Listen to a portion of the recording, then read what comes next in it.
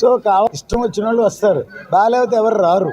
కానీ జర్నీ అనేది కంపల్సరీ, మనం ట్రావెల్ చేయాలి ప్రతిదీ. సో అలాంటిది లేకపోతే ఇవాళ విజన్ మారింది. ఒక సెల్ ఫోన్లో ప్రపంచానంతా చూస్తున్నాం. ఇంగ్లీష్ పిక్చర్లు హాలీవుడ్లు వేరే లెవెల్లో ఉన్నాయి.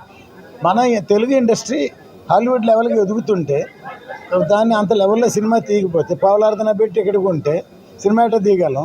సినిమా ఎలా వస్తుంది? ఇష్టమైన వాళ్ళు వస్తారు, ఇష్టమైన వాళ్ళు రారు బలవంతంగా. సో కావాలని గిట్టని వాళ్ళు అంబటి రాంబాబు గారు కానీ ఇంకెవరు కానీ టికెట్ రేట్లు పెంచారు, దోచుకుని అసలు సినిమా తీస్తే ఆయనకు తెలుస్తుంది.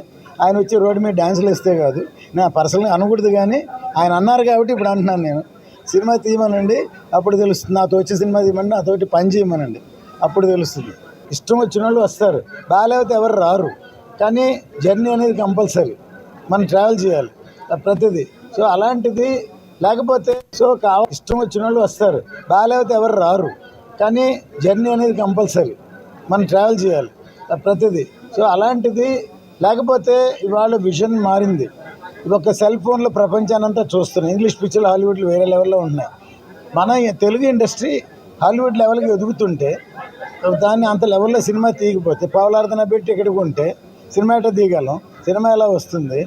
ఇష్టమైన వాళ్ళు వస్తారు, ఇష్టమైన వాళ్ళు రారు బలవంతంగా.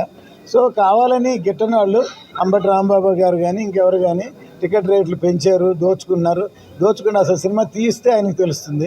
ఆయన వచ్చి రోడ్డు మీద డ్యాన్సులు ఇస్తే కాదు, నా పర్సనల్గా అనకూడదు, కానీ ఆయన అన్నారు కాబట్టి ఇప్పుడు అంటున్నాను. నేను సినిమా తీయమనండి, అప్పుడు తెలుస్తుంది. నాతో వచ్చి సినిమా తీయమని నాతోటి పని చేయమనండి, అప్పుడు తెలుస్తుంది.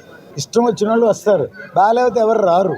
కానీ జర్నీ అనేది కంపల్సరీ, మనం ట్రావెల్ చేయాలి ప్రతిదీ.